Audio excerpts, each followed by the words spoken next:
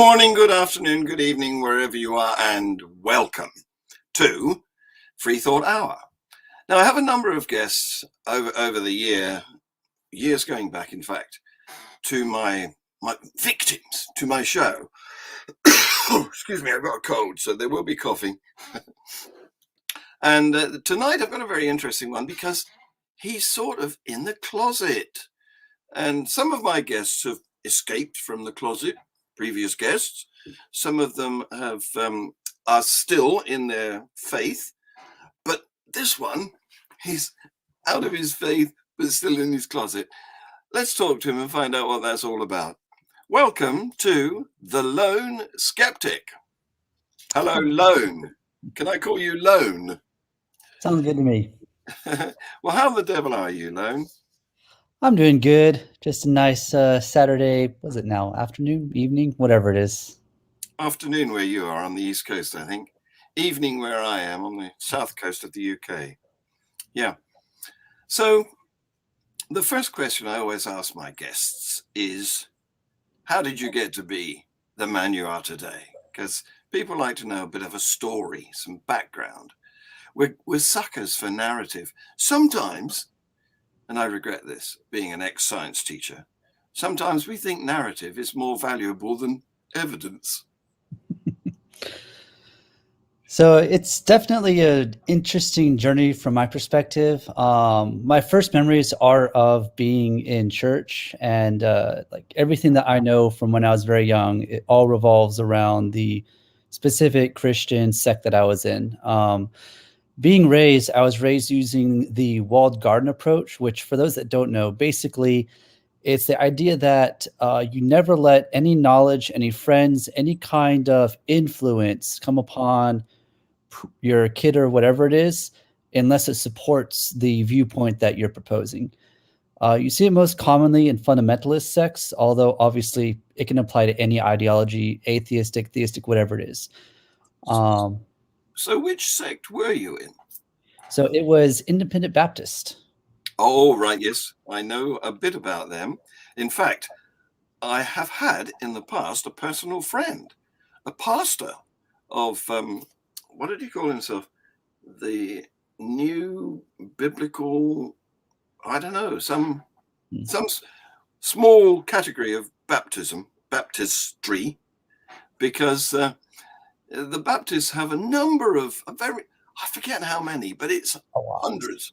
Yes, hundreds of denominations, subsects, because, and this is part of my argument here for not being a theist, they all want their God to agree with them, and they can't find that in a congregation because everybody wants their own God, really. So the only thing you can do is find out where you don't agree with the particular religion you're inducted into, and then think, oh, I better set up my own.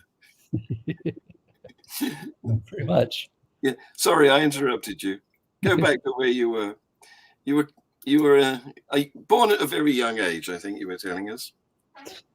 Yeah, so the walled garden, raised into the walled garden. I was very much enthusiastic into growing into it as I grew up. My entire family was in the ministry, and I planned on getting into it myself. And so my early years were very much very in-depth learning of the Bible. I read it through dozens of times from cover to cover. It was like a point of pride in the course of a year to read the entire thing. And I'm a very voracious reader, so oftentimes I'll read it multiple times. You'll memorize thousands of verses, absurd number of verses. Learned all the different interpretations relevant to my sect and all that fun stuff. For a while, it pretty much stayed intact like that.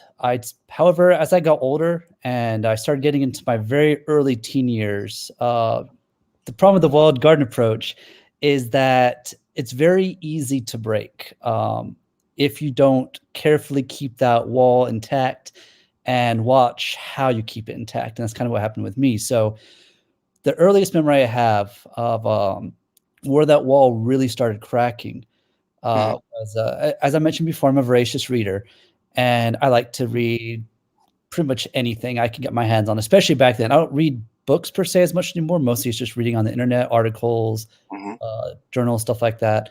Back then, of course, that was before the internet was really as ubiquitous as it was today, is today. And some of those books are science books. And I got this one book by a really smart guy. He's the guy who created string theory, Kikaku, something like that. I don't remember his name specifically, but he wrote a book. The reason why I got it is it was a bit of a futurism book. So it talked about future technologies, how far away he thought they were, how he thought they would actually be implemented. Like he came up with a way for, actual practical lightsaber that could exist, the next, few decades. Stuff like that. I like the sound of that. It's a pretty cool book. I actually went and bought it not too long ago. I'd definitely take a gander at it if you like that sort of thing. I'll have a look. Yeah, it goes to a few different categories of predictions. However, part of it that it mentions on the covers, it mentions multiverses, because as the founder of string theory, multiverse hypothesis is a very foundational aspect of string theory, which runs very counter to most religious ideas. However, I didn't care about that because at this point, I very strongly believed in what my parents believed in. So I wanted to read it for the good stuff and then just throw away the stuff I didn't agree with. However, when my dad saw it, he got so mad at me for having that book that he slapped it out of my hands onto the ground and told me never to bring blasphemy like that into the house. Wow. Yeah. Now, that was just blew my mind. I never had a situation like that happen before. And all that I could think of, what are you so scared about? Yeah. It had the wrong effect. It was backfired. That's the backfire effect, isn't it? It had a monstrous backfire effect because it just, because I was prepared. I was so satisfied in my points of view that I could read something that I disagreed with, that could have stuff I disagreed with. And it wouldn't bother me. I'd be like, oh, I don't agree with that. Throw that out. That's even though you've been brought up in this walled garden, which I would say is a sort of extreme censorship. Yes. They would even install internet filters that would filter once we got internet. That would filter out what we could see over the internet. Like if we tried to go to a site they didn't like, it would block it. Well, I have some of that on my daughter's iPads. I've set them up with parental permissions, Well, I mean, it's one thing if it's to stop certain content geared towards an older demographic, but this is definitely geared more towards stopping just information. Yeah. So yeah, that kind of started me on my path, although that in no way, shape, or form really shook my faith per se. It just, got me thinking, which is what you don't want in a walled garden. So over time, since I was getting older, I could interpret what I read at a more mature level than I had in the past, because now I was getting into my early teens and stuff, when you really start questioning what you think, your thoughts, that's right. Yes. your own. That's what teenage is for. It's to make the transition from being a child into being a questioning adult.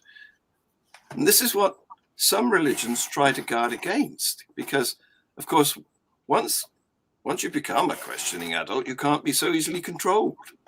And that's why they have born again, because it wipes you clean and you start back as being a child, controllable once more. And they definitely discouraged that, because I started asking questions, which to me were just expanding my understanding of the faith, maybe thinking of things new ways. But because it was questions that they didn't invite, they would shoot all of them down. Like one time I came up with this concept of how time must look like to the Christian God. And he kind of just slapped it right down because it was trying to bring some kind of, I don't know, extra questioning to it. It's weird. Yeah.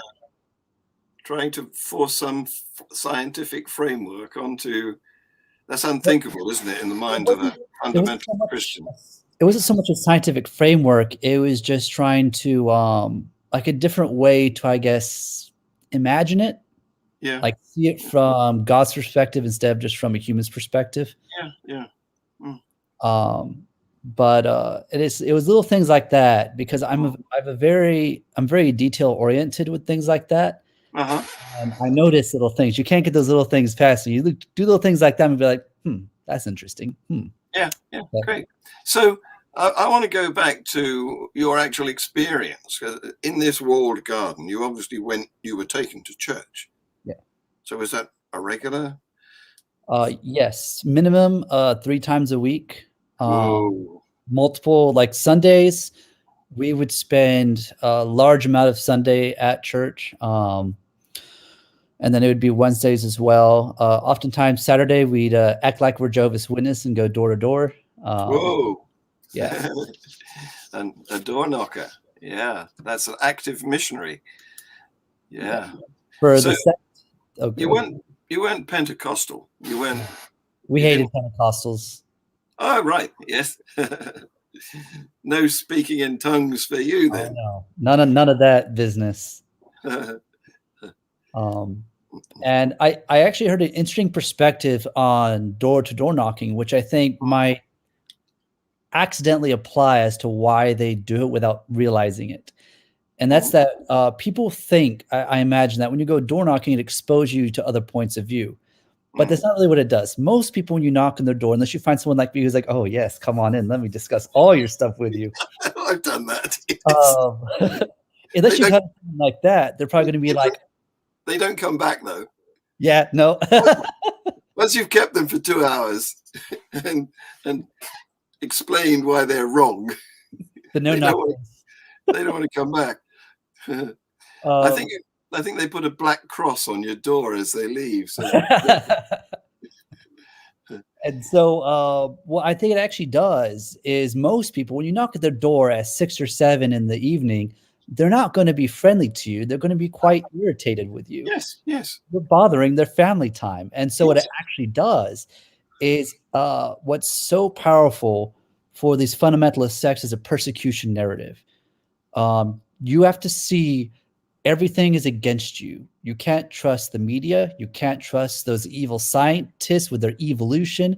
You can't trust, the common people. Everything is arrayed against you, trying to persecute you, and you're out there fighting the good fight, going door to door, trying to rescue everyone from their thoughts and their ideas. It comes with a sort of holier than thou. Yes, doesn't it? Because you're setting yourself up as somebody who has got wisdom to distribute to them, which is very condescending to start off with. And it's ironic because a big hang-up is humility. Yes, they actually get like prideful about how humble they are. Yes. Like a point of pride to be humble. And it's like, I don't think you're doing humility right. That's not how that works. Yes. It's the opposite of humility. It's hypocritical humility. Yes. And so I think that door knocking, getting those negative reactions, actually has the effect of enforcing that persecution narrative. And so instead of actually exposing you to other ideas, it merely reinforces what they've been teaching you, that the world is out to get you, as opposed to maybe you shouldn't bother people at 7 in the evening. Oh, I see. You're not paranoid. You've got a reasonable fear of the rest of the world. Everyone is clearly against us. Look how angry they're getting at us. We're just telling them the good news. Yes. Never mind that we interrupted their dinner with their family. That's a prophecy that comes true. It's self-fulfilling. Call when it's annoying, and you will be hated. Reviled. Yeah, I mean, look at what happened when you knocked on the door and tried to tell them the truth. They got mad at me for telling them the truth. It had nothing to do with the fact that they had no desire to think of anything serious at the end of a long workday. Yes. Well, this is fun. So you're going to almost bring us up to the present day, I think, because you've escaped somehow. But that's the bit I want to hear next. How did you're criticizing, you're doubting. What tipped you over? So nothing. There actually was no real tipping point for me. I actually abandoned. It's hard to pin it down because it's not the kind of thing. I didn't have like that eureka moment of, oh, I'm wrong. It was just very slowly, little by little thoughts piling onto each other based on those incidents like what I talked about. But even then, it didn't drive me from my faith. All it made me think was just that, oh, my parents have it wrong. And so I actually transitioned from basically my parents' theology to my own theology. Oh, a little bit. interesting. And it took me probably another 2, 3, maybe even 4 years before I could truly say I had become an atheist. And even then, so you were in danger of starting your own church. yeah, kind of, I guess. Yeah. Um, Dad, Mum, you haven't got it quite right, but I just can tweak your religion a little bit. It wants to be 5,862. yes. Exactly. Yeah, sorry, I just couldn't let that go without having a laugh about it. Go back to where you were. Right. So even when I became an atheist, so the walled garden that they had put, while it wasn't good at keeping me in their faith, it was so good at intercepting information that I actually still thought that things like evolution were just a conspiracy, climate change was a conspiracy. All this, basically, scientists, I thought they were still just, government stooges.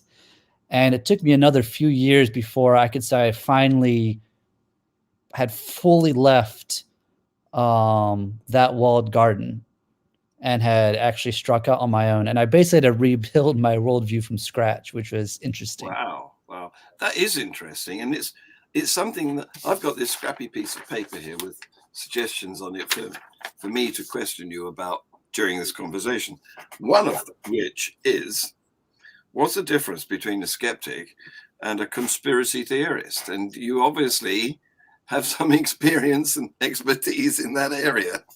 So I actually started as a conspiracy theorist. My parents are definitely big conspiracy theorists, so that was the starting point. The big difference is a skeptic, both a conspiracy theorist and a skeptic ask questions and doubt the narrative. However, a skeptic doesn't go looking for the most convoluted answer. You just ask the question and take the answer, or more importantly, accept ignorance. If I don't know what happened, I don't know what happened. I'm not going to put an answer in place of my ignorance and assume that is now what happened. I'm going to say, I don't know.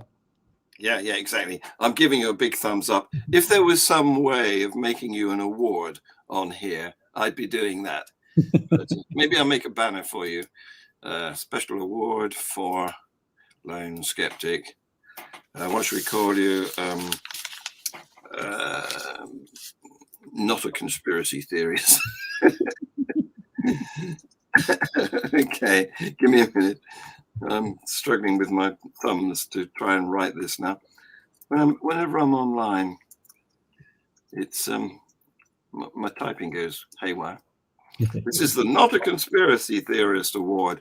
It's not quite as good as a Nobel or the Darwin Award, but it's pretty damn good. Here you go. This is yours now.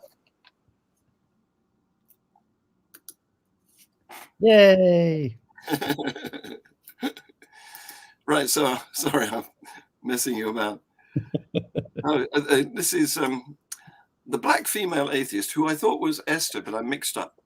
Black female atheist is Jenna Miu, and she's California-based, and she was on my show 2 or 3 weeks ago, and it's very nice to see you watching us now, Jenna. And you're right, it is a very good and clear definition of the differences. So thank you, Lone Skeptic, not a conspiracy theorist awarded skeptic, for that excellent definition.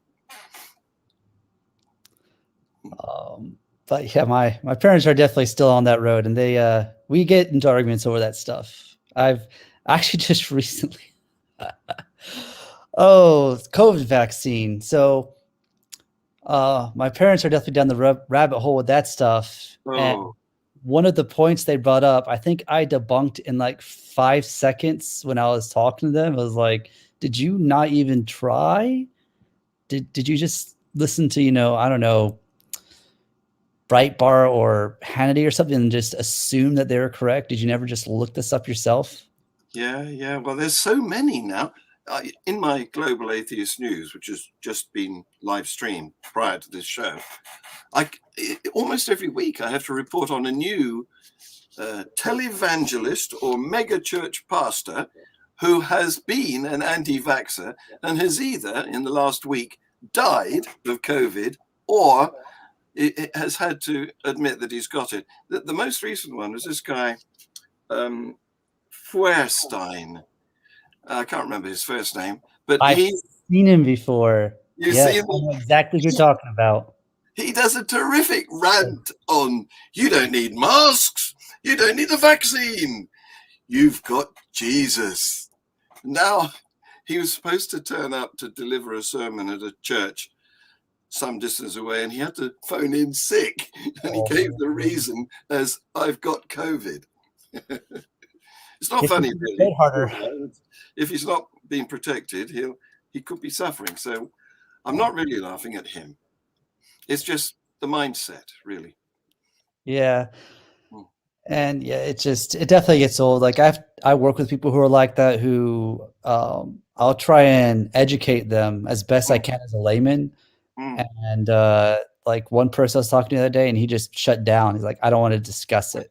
Yeah. Like, I don't want to hear these lies. It's like, dude, get out of here. Go. I don't have time. Yeah.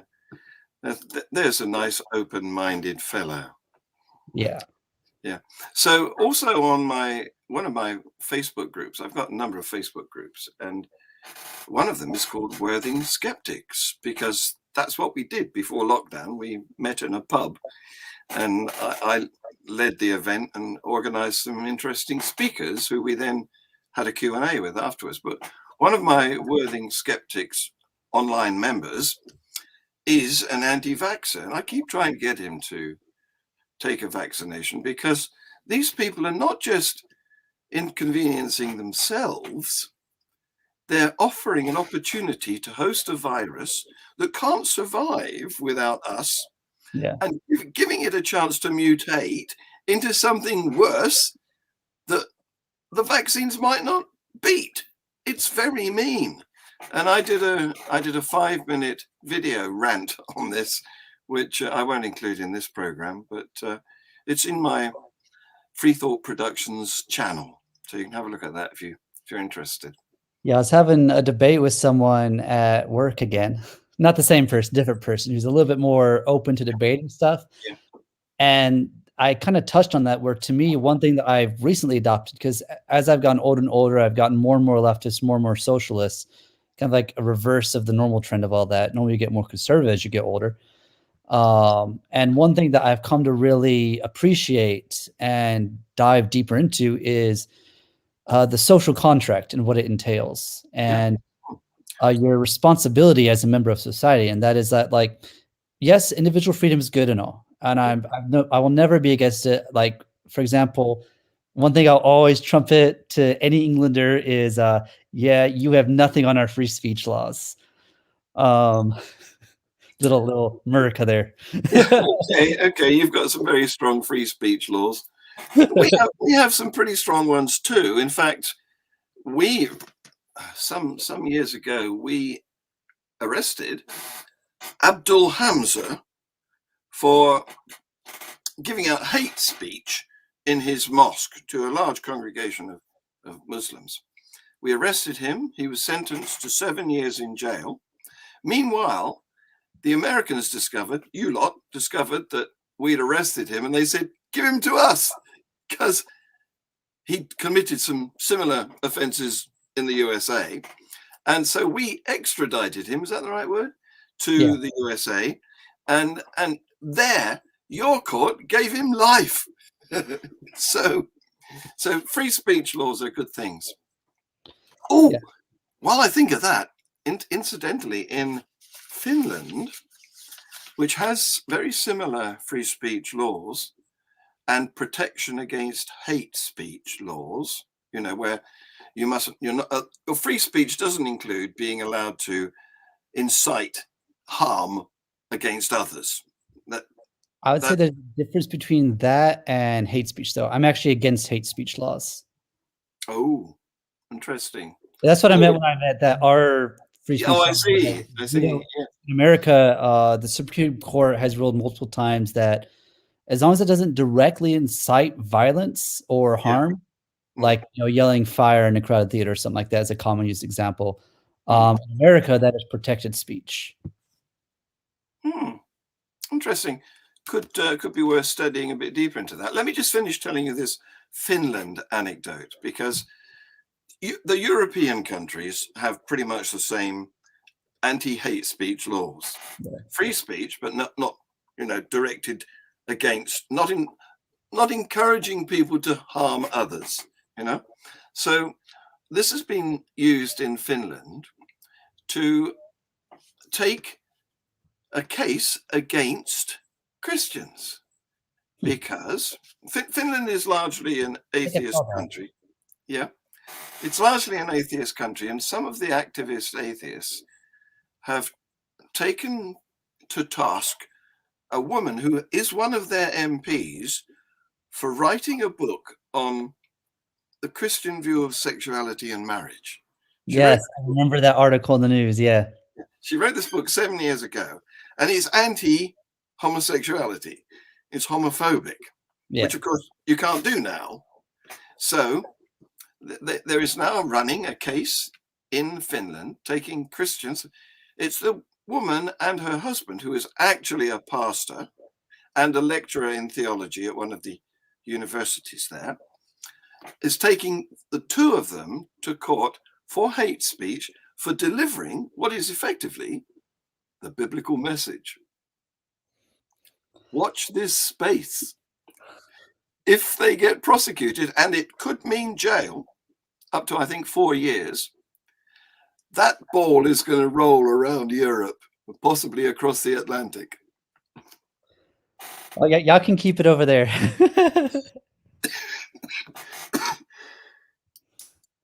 But yeah, I don't like hate speech laws, though. I think that they are, like, going back to what we talked about with walled garden stuff, and that whole, slapping the science book down.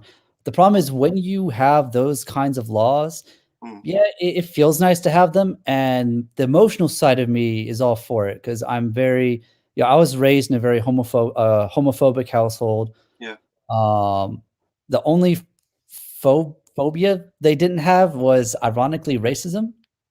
Oh, yeah. Yeah, they weren't racist. Yeah. So luckily I didn't have to deal with that after the fact. But I think, though, that when you have those hate speech laws, they tend to have a backfire effect in that you fulfill the narrative that they want, because what a lot of these people need is they need persecution. With the absence of persecution, they have the absence of that platform. When you persecute someone, you give them a free platform, because no one loves something better than the underdog. You make them into a martyr. Yes. That's an elevation rather than a denigration. Yeah. So I prefer a term that, I don't like everyone who bandies around this term, but that doesn't mean the term's bad. The free marketplace of ideas. I'm a big supporter of that, and I think it's a far more effective deterrent to the various phobias that people adopt, because you fight ignorance with knowledge, because most of the time it's just born out of ignorance. Like a lot of racist people that I've known in the past, they grew up in areas where there was not a black person to be found for 100 miles. And so they had nothing to challenge their perspective. But when people like that get their perspective challenged, it tends to fall apart. Like, I remember this amazing story. This guy, I think, is the greatest hero I've ever heard of. It's this one black dude that he took to task the KKK. Lived in the American Deep South. He's still alive, I think. What he would do is he would go to one KKK member at a time. Yeah. Talk to them. He wouldn't reproach them for their views against him. He would just talk to them. Day after day, just talk to them. The Socratic method. And what would happen is, as he talked to them, they suddenly started thinking to themselves, why do I hate this guy? Yeah. This is a normal Joe like me. Like, why am I so scared of a nice, friendly guy? Like, yes. Nothing to fear here. And he has successfully deconverted, I think his count was over like 300 KKK members. Wow. That's one person. Yeah, he needs an award. Yes, he needs a Nobel Peace Prize. Can I get him on this show? Probably. He does a lot of interviews now, I think, because he likes talking about it. Yeah, yeah. I wish. Here, let me see if I can find his name. What do you think of his name? Yeah. Let's see.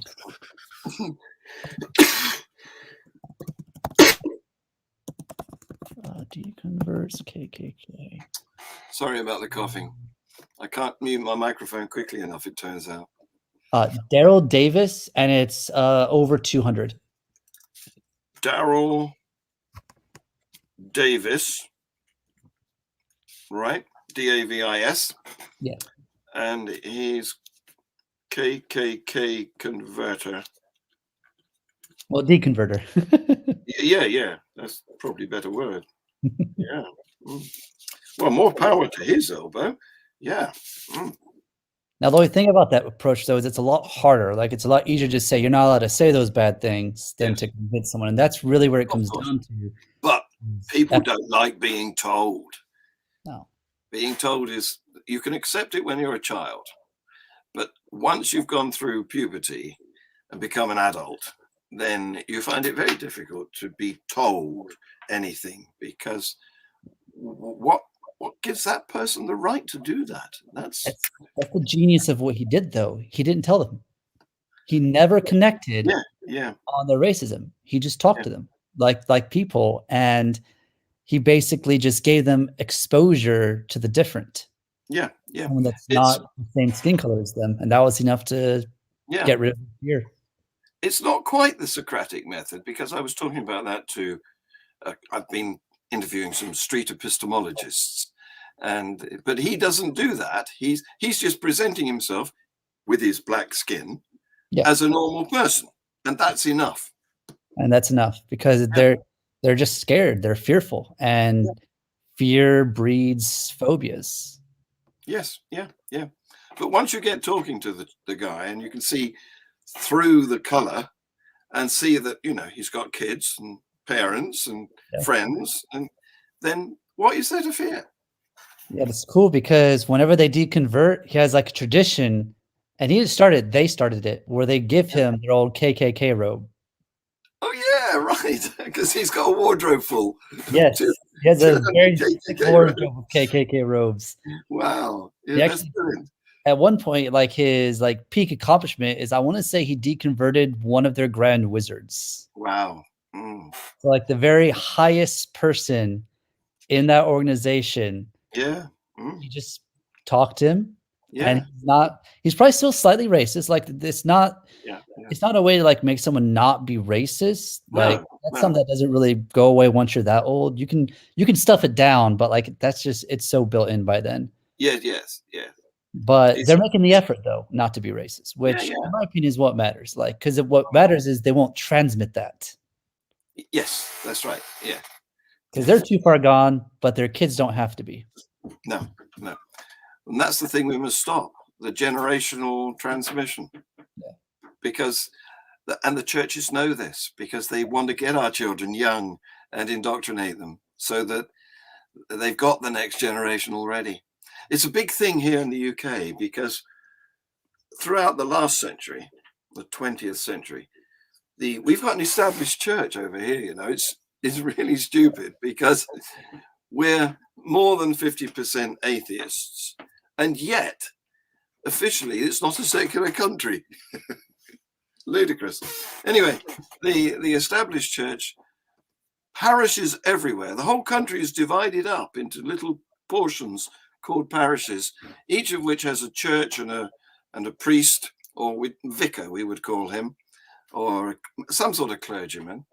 And that it wasn't evangelizing throughout the early part of my life.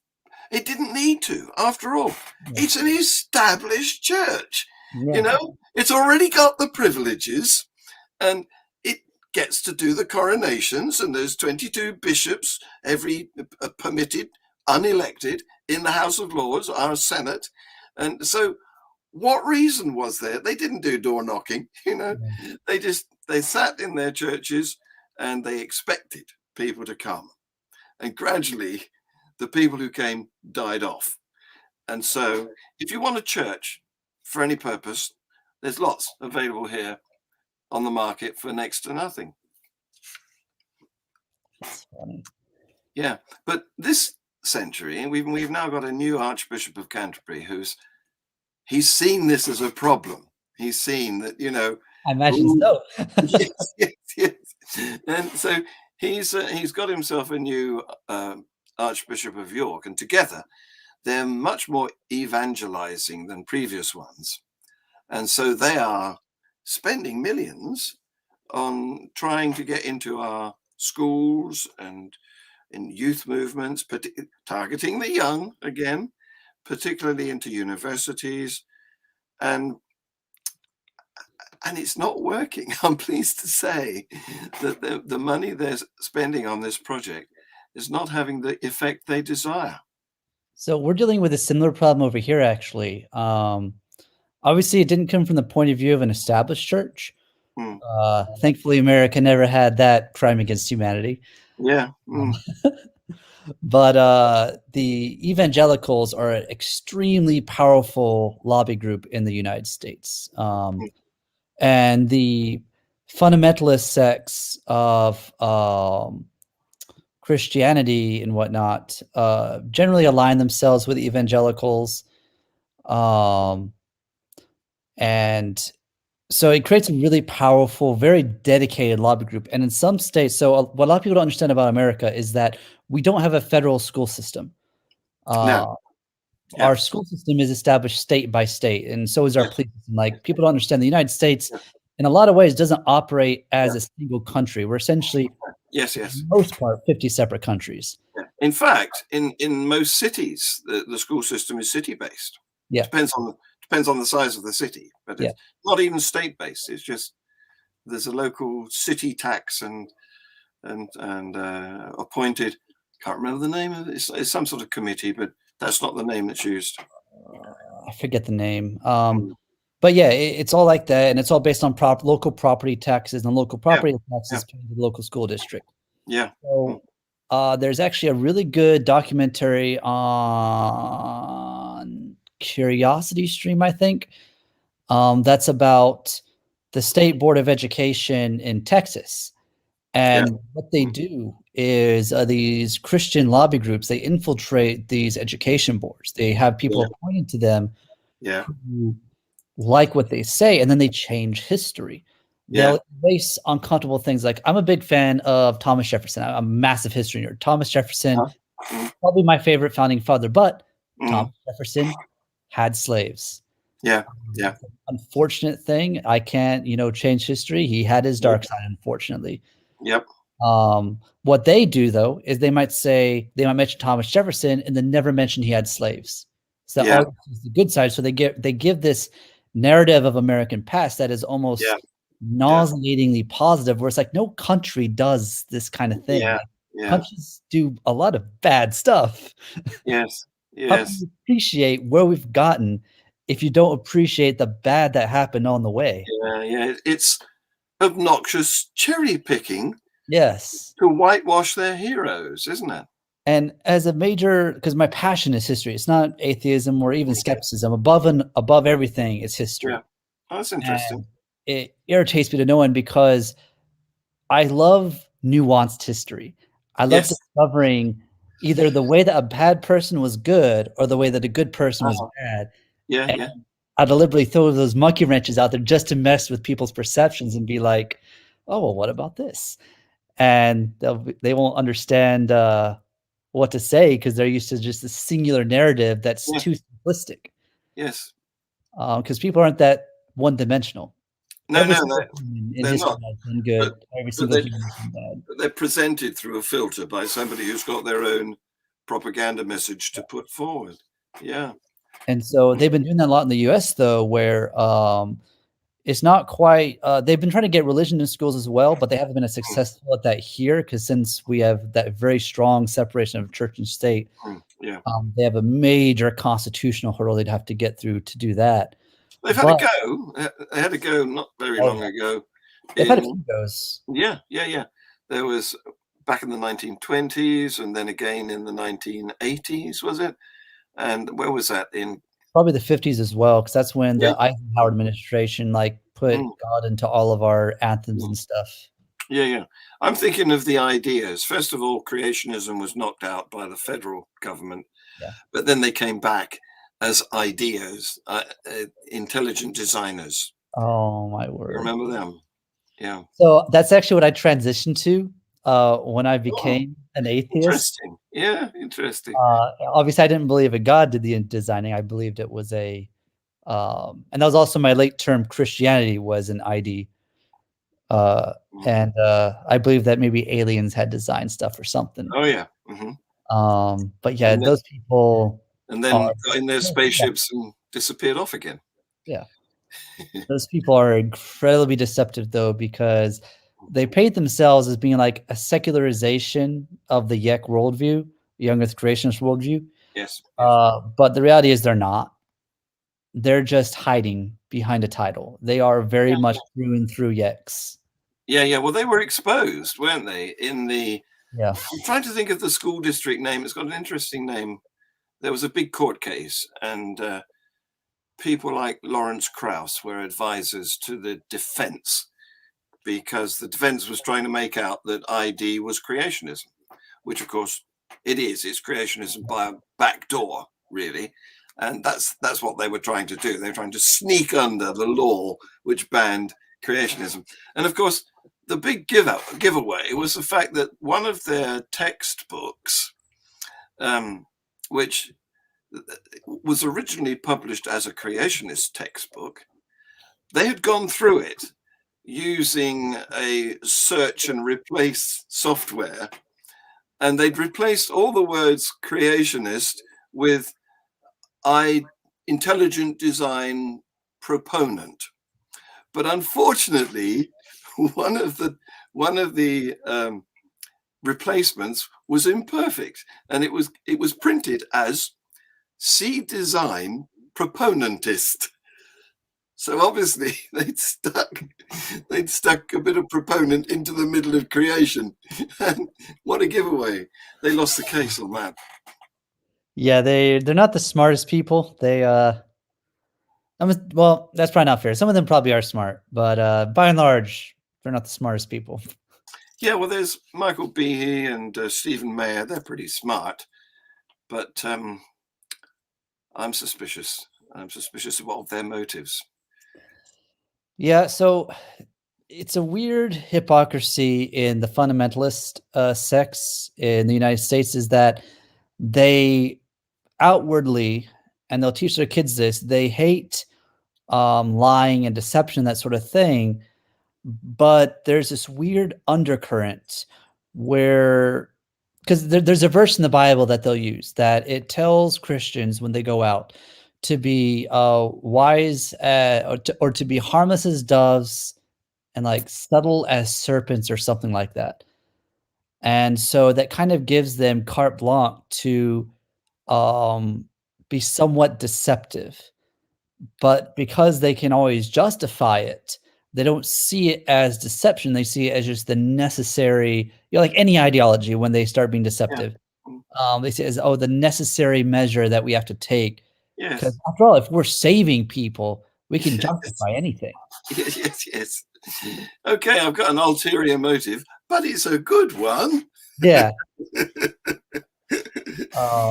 And so they'll be like, my parents multiple times would go and do things that the event may not have been like diametrically opposed to them, but their purpose in going wouldn't be to support the event. It would be to spread their theology to the masses. Their message, yeah. Do you know, I've had some very interesting conversations on here. One I had, it's in the archive, was with a Pastafarian who was a former JW. So he was a door knocker. He'd been trained as a door knocker, or was he a Mormon? I think he might have been a Mormon. They do door knocking as well, yeah. Yeah, because he'd been sent out as a missionary. Mormon. And I think he'd come to the UK. He was missionarizing. Yeah, the Mormons will go overseas. Yeah. I don't think the JWs go overseas like that. No. I've seen missionaries overseas, but not like specifically door knockers overseas. Yeah. So anyway, he was able to use his training to be, smart young man, collar and tie, and Yeah. smiley face, and all that technique in his new mission as a Pastafarian. So he now does door knocking on behalf of the spaghetti monster. Oh, but yeah, it's oh, quite fascinating for sure. So I introduced you as being in the closet, and how much in the closet are you now? Are you in the closet for? I know professional reasons might be a factor here, but are Um, you? Actually, no. So I'm only in the closet towards my family. Oh Um, yeah. the Hmm. workplace that I work in is actually very accepting of like different points of view. Good. And I'd say the nuns and or atheists Mm, are probably actually the majority. hmm. Um, Good. That's like there's good some that progress. they'll like say that they're a religion, but they're not really practicing. Yeah, yeah. It's something they fill forms up with, or tick the box, or you Yeah. would say check the box, and but they don't actually mean it. Yeah. Do you know, you said nuns, and it reminded me that a few weeks ago I had on here a nun, N-U-N, who became a nun, N-O-N-E. Lovely lady. And it's in the archive. You can see that interview. A nun who became a nun. So you're still in the closet, but only for family reasons. Do you Yeah. know, I had a period like that too, because although I'm in a country where uh, almost the vast majority are not actively theistic, I've got family members like you who are strongly Christian, Yeah. and I don't offend them. They're nice people, and so I don't. They would think, because of their faith, they would think that I am the devil if they knew that I'm an active atheist. So initially, at least some years ago, I wrote my first couple of books. I haven't got them to show you here. I don't promote my stuff. Not very good at that. But I wrote them under a pseudonym. So my pseudonym is Elliot George, which, if you know anything about classic authors in the English genre, So that is name sounds familiar. it's a reversal of George Eliot, which it Yes. was itself a pseudonym because he was a she, and she couldn't get published under her own name. So Wasn't it the person who wrote like Frankenstein, I think? no, she wrote Middlemarch or something like that, I think. 'Cause I And remember it was a female that wrote Frankenstein, and like I think she did it under pseudonym as well. she may have done. Yes, that was a different woman. Oh, Yes. No, this one is not a horror writer. yeah, yeah. No, but so I've taken her pseudonym, and she was called Mary somebody, Mary Evans, I think it was, Mm. and she wrote, is it Middlemarsh? Anyway, I took her pseudonym and turned it round and made it my pseudonym. So it's a bit of a transparent pseudonym. It's a giveaway. Yeah. But anyway, I've come out. I'm not even in the closet now. People know, and they've accepted me for who I am. So for me, it's not so much to avoid offending anyone. As I've gotten older and older, I find I care less and less who I offend. Sometimes Yeah. I do it deliberately. Uh, Yes. I kind of get a kick out of it sometimes. Yes. It's, Uh, it's fun to annoy. Definitely still my youthfulness being presented there. Yes. Um, but for me, it's more that I have a good relationship with some of my younger siblings, and if they knew what I believed, I'd pretty much just be cut off. Like Yeah. they wouldn't even acknowledge my existence. I had some family members, I won't say any specifics, but they came out of the closet in a different way, Oh. and they pretty much just got cut off. Mm. Like wholesale, just don't talk to us anymore. You don't exist to us. So were they in the walled garden? Yes. Ah.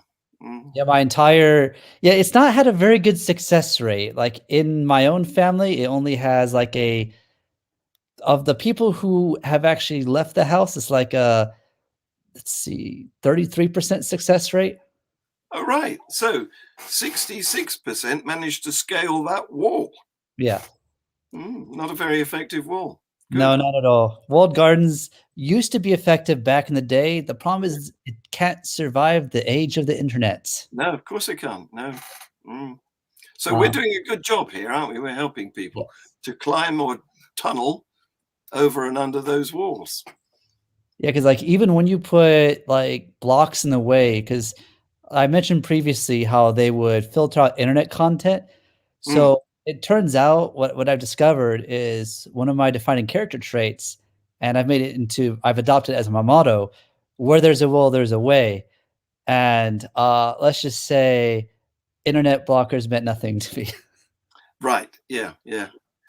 Well, you've only got to get hold of somebody else's iPad and you've. Oh no, I didn't even do that. Oh. I tunneled my way right through all that. I see. Okay. Don't hack mine. So in the age of the internet, just walled gardens just don't work anymore. It's an unrealistic approach. Like no matter what you're trying to teach your kids, like you want to expose them to opposing viewpoints as early as possible. Yes. That way they know why you don't agree with someone, not just yes, that's right. Yeah. some stupid straw man that doesn't even exist. Yeah. Well, I've got young children too. This is my second family. I was a glutton for punishment and did it all again after my first wife died. But I'm trying to raise them in knowledge of what's going on in the world. So on journeys to school, I talk to my 14-year-old daughter about the news, and very often it's political, and I'm giving my opinion because I tell her that I'm not a socialist, I'm not a conservative, I'm a liberal Democrat, and I've got a good reason for being a liberal Democrat, which is sort of the middle party in this country. Yeah. Because you've never had a socialist party. You'd probably be very leftist in the United States. Yeah, exactly. Your perception of left is middle. Like I call myself a socialist. I'm probably on the same lines as you. Yeah, exactly. Yes. The United States doesn't know what socialism is. It really doesn't. No. We've actually had a socialist government just after the war. And most of Europe has had, although not in full control. Mostly when the socialists get in, they're in a coalition, so they get tempered back. But I tell my daughter that I'm not a socialist or a conservative because I don't support classism. And in this country, if you're a conservative, you're supporting the rich. And if you're a socialist, Labour supporter, you're supporting the poor. So either way, you're substantiating class division, and I don't want to do that. So I think I've got a good reason not to be in those parties. It's kind of like that here, but it's more nuanced on the left side of things. And even on the right side, like the end result is, yes, the left supports generally the poor and the right supports generally the rich, but not because they intend. In your case, it would be because our rich, very many of our rich are privileged rich because they were landed gentry, born with a silver spoon in their mouth and went to the best fee-paying schools that the rest of us couldn't afford to go to. And whereas our poor didn't get a good schooling, didn't even value education, and are in very menial jobs, not getting very much pay. Whereas over where you are, you've got less of that inherited wealth division and more of a business capitalist nouveau riche in the Republican side, and more of a blue collar and academic in the Democrat side. Although it's got a bit blurred lately because Trump went after the blue collar, didn't he? Trump went after everything. And it doesn't help that like right now, so normally my points of view would have me voting for or wanting to vote for a Democrat.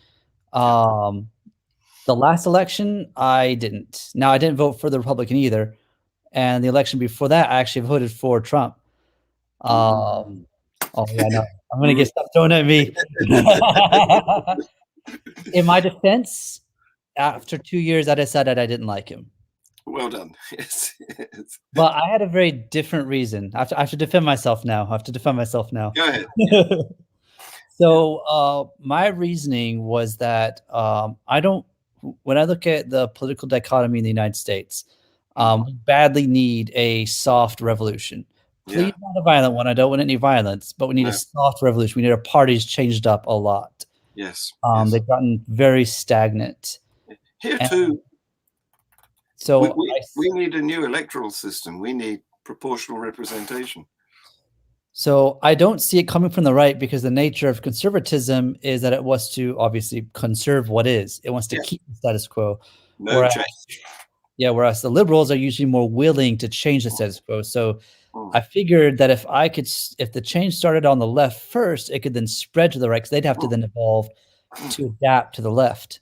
And what I wanted Trump to do was basically to come in and set the house on fire. Ah, I see. Yeah. As a non-politician, which is that was his big sales point, wasn't it, at the beginning?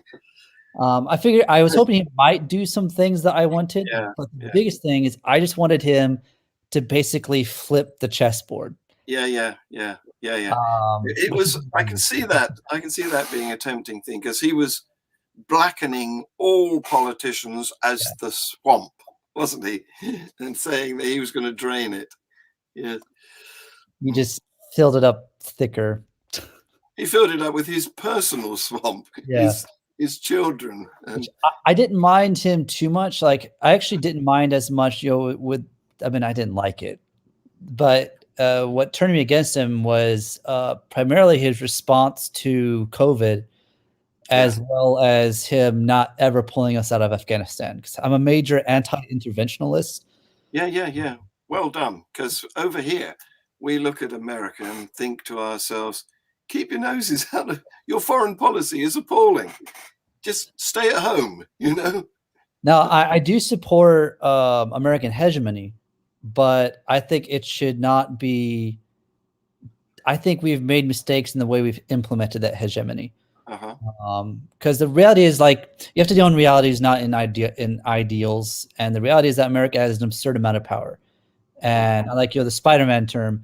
If you have the ability, how's it go? If you have the ability to act, you have the responsibility to act. I think that's how it goes. So we have the ability to act. So we do have some responsibility to act, but it has to be done responsibly, and it hasn't been done responsibly lately. No. Because there are ways that we do it responsibly. Like one aspect that's often underappreciated is it's the American Navy that keeps the seaways safe.